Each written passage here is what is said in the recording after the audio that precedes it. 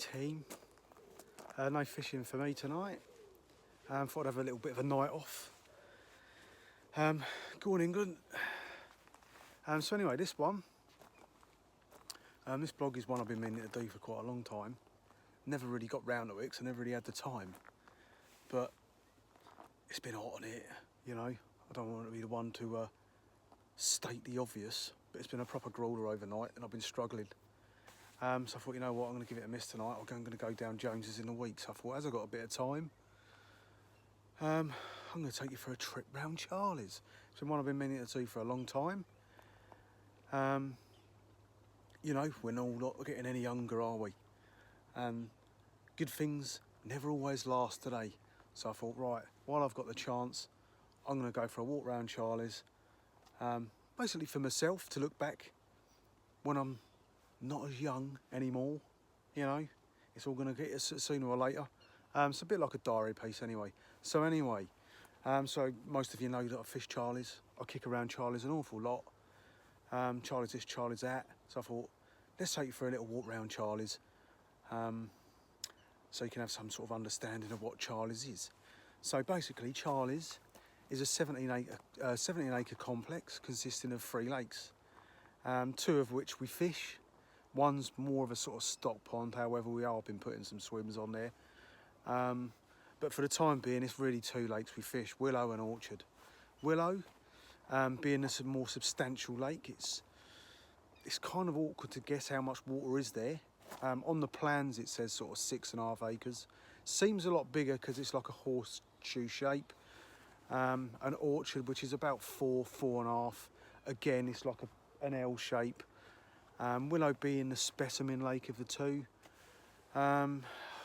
Stock wise, at a guess, 120, 140 fish maybe, from mid doubles, ranging up to probably about half a dozen fish into 30 pound at the right time of year, if you're lucky, of which we call the A team, which is 2 ghosties, Demi and Patrick, Apple and Crumble, G Unit, and there's another couple of commons which may get there towards the end of this year. Not sure, we'll have to see how it goes and how much bait goes in this year. So loads of fish to go out in Willow, and that's the one I'm going to be talking about today because it's a bit too big to go round the pair of them. So I'm just going to walk around Willow, swim by swim, and show you the swims. The one behind me I'm sure you recognise. This one's Govs. This is the one I spend quite a lot of time in. I love Govs, it's brilliant. As I say, this one's about 4.5 acres, and there's probably about 250 fish in this one. Not so many 20s in this one. They don't go to 30. However, this year, one come out called Governor. I knew he was in here. It come out at £28.4. What a mint fish that is. And there's also a mirror which is bigger than that, which we haven't seen. But as the big ones come out, more people have been getting on here, so more fish have been seen, and there is quite a decent head of 20s in here as well. So that's the 2 lakes, and stock wise, and you're probably thinking, well, they don't grow that big by today's standards, which I agree. By today's standards, that's not that big. But what you get down Charlie's is something totally different, and there's no rat race down Charlie's. It's it's Saturday night. I know the football's been on. It's Saturday night. I don't think there's anyone on Orchard. I think there may be 1 or 2 on Willow. 1, I think. I can't see any cars, but I'm pretty sure Mark's down there. But what you get is a nice peaceful time without the rat race of what carp fishing is nowadays at certain lakes. So anyway, I'm going to trip round swim by swim and show you the swims. So you're going to have to follow me, aren't you? So yeah, we'll turn round and I'll give you a little trip.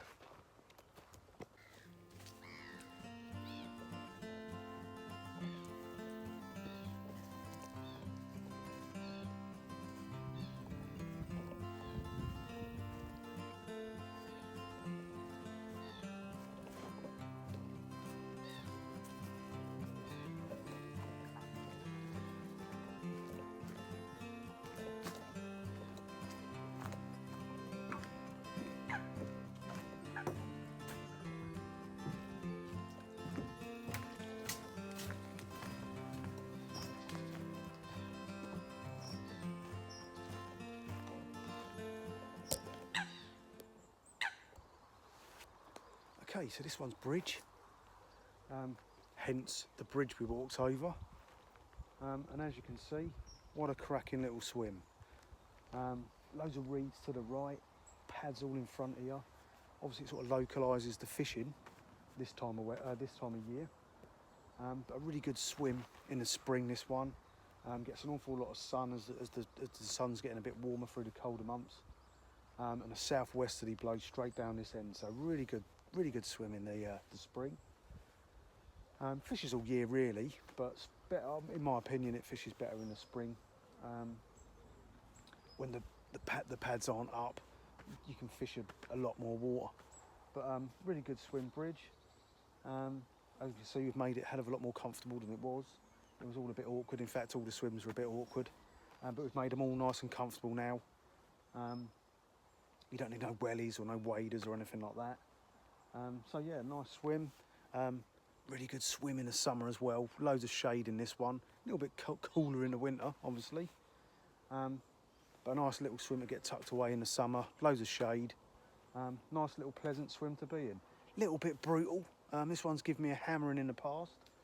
You've really got to be on your rods with this one. That's why I don't tend to fish this one so much. There's a whopping great unit down there that's just drifted through, which just caught my eye. But yeah, give me a bit of a hammer in this one. I don't tend to fish this one much because obviously my sessions are all nights pretty much, and you really have to be on top of your rods. So as a consequence, I do tend to give this one a miss until the nights sort of, you know, start getting shorter, and I can spend a lot more time by the rods, just making sure there's no one coming. So that's bridge really good swim, does loads of fish, and a firm favourite. So anyway, that's bridge. I'll take you on to the next one.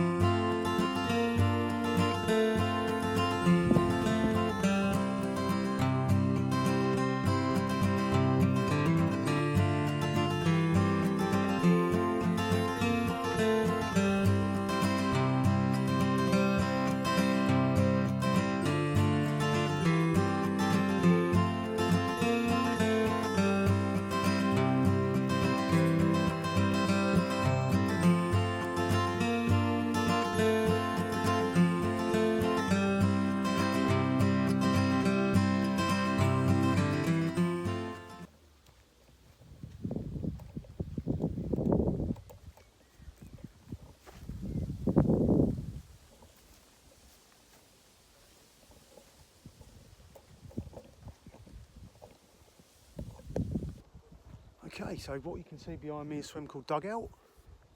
Again, another great swim. Loads of water to fish on this one. This one's banging. You've probably got a good acre or so of water to fish even when the pads are up. Loads of little nooks and crannies. There's a lovely willow to the right hand side which does a lot of fish. Not so much now because the pads are up, but when the pads aren't about, there's a nice big hole to fish in the winter. Does a lot of fish.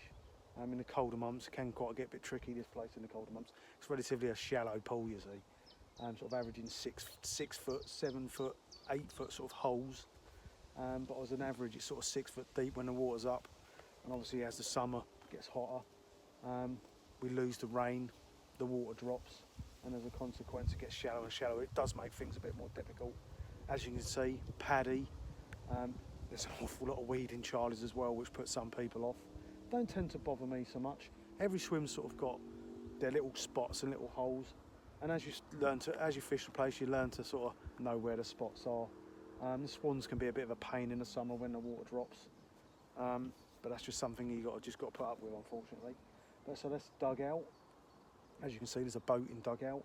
We've got a few boats dotted around, just in case, you know, the fish get snagged up or they get caught in the pads. You can, as long as there's someone about, life jacket, of course, in the boat, and you can land the fish that way. It's better than sort of.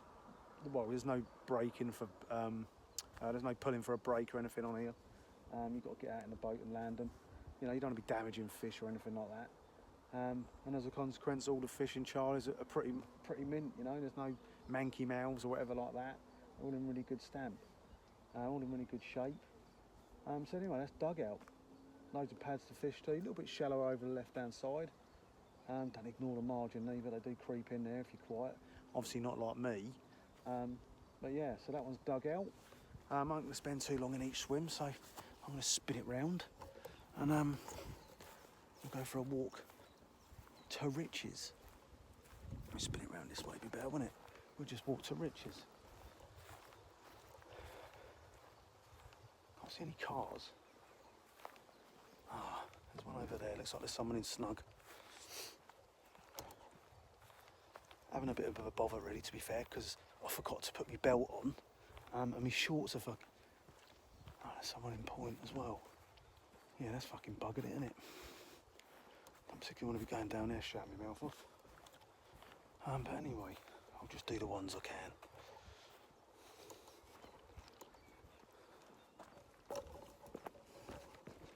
Right, so this one's Rich's. Again, another nice little swim. Pads to the right of you. Quite a decent chunk of water. However, this Rich's is quite shallow. The swans and bird life do tend to bother you. Relatively underfished Rich's, actually. To be fair, most people tend to drop in 3 pads next door. If they're both sort of 3. But yeah, this is Rich's again. Another nice swim. Ornamental pads to fish to. Normal pads down there. Obviously, when the pads aren't up, you've got enough overhangs and that to fish to in the winter. Yeah, cracking little swim. Had a few fish out of this one. Looks like there's fish feeding down there as well. Perhaps this is what I should do all the time. Just go around and walk around and have a look. But yeah, so that's Rich's. Just dropping 3 pads. Take that out of my pocket. It's giving me grief.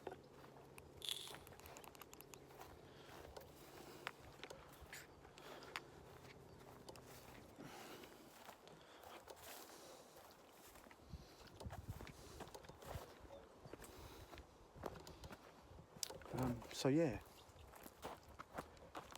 this one's 3 pads. As you can see, it actually looks like one massive set of pads, but there's actually 3 sets of ornamental pads there. Hence why this one's called 3 pads.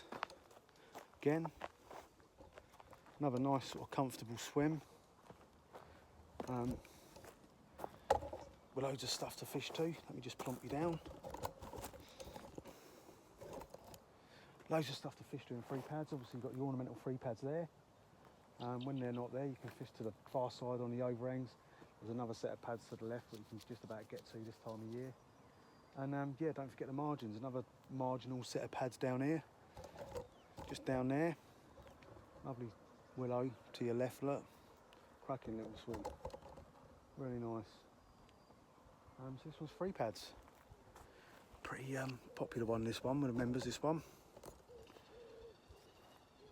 Well, what I tend to find is the swims the fish come out of are the more popular ones. So someone jumps in 3 pads and has a couple of fish, and then, you know, someone will jump in after them after a few days, might have another fish or so, couple of fish. Because the bait's going regularly in one swim, it tends to be a popular swim. But to be fair, all the swims can have their day. It all depends what you want out your fishing, you know, every swim's different. This one really is just underarming it to the pads, underarm down there. You know, snug's a bit more of a casting type swim. Bridge again, little plops this time of year. But yeah, so that's 3 pads. I'm not too sure what to do now because there's someone either in point or suicide. I don't particularly want to go down there and start shouting my mouth off. But the next one round's a point and suicide. The point fish, really big chunk of water. Again, similar to this, loads of pads, loads of weed to go for. I must have a picture, I'll just bang a picture. So that's point. Suicide is the one round the corner from it. Not much water fish in suicide, but there's always fish in there. Massive set of reeds in suicide. As I say, always fishing suicide. This is suicide. Another good fish, another good swim. Can be a bit brutal suicide. I tend to fish with my rods up top, right next to them, because if you give them anything, they're straight in them reeds and that's it, it's game over. Which is probably why it's called suicide, really. So yeah, that's point in suicide. Obviously, I ain't gonna walk in there. So anyway, I'm gonna turn this thing round again, and we'll go and see what's free up the top, won't we? So yeah, that's about me. There's people up there. There's a couple of people up there. It's a nice, peaceful, quiet evening, and for me to drop in Kev's or even toilet, they're going to hear me, and I ain't going to go in there and ruin it for them. It's a cracking evening. So we'll just have to do that another day. But nevertheless, you've seen a bit of govs, bridge, dugout, riches, and free pads. So yeah, we'll have to wait for another time of that, won't we? But as I say, lovely place, peaceful, Syndicate run. Not many people. It's capped at 30. Places do come up now and again, not very often. We've got a nice little balance of people. It's never very busy, so people can do their own little bits and pieces in swims. The last thing you want to be doing is rush into the lake to get a certain swim and all the rest of it, like on most lakes we fish, innit? But there's plenty of little poke holes, especially on Orchard as well. There's about 10 swims on Orchard now where you can do your own little thing. So that's it really. So anyway, I'm going to crack it off there. Thanks for watching, and no doubt I'll see you soon. Oh, and just before I go, there's just one thing I've got to say, and that's, it's coming home. We still believe. We still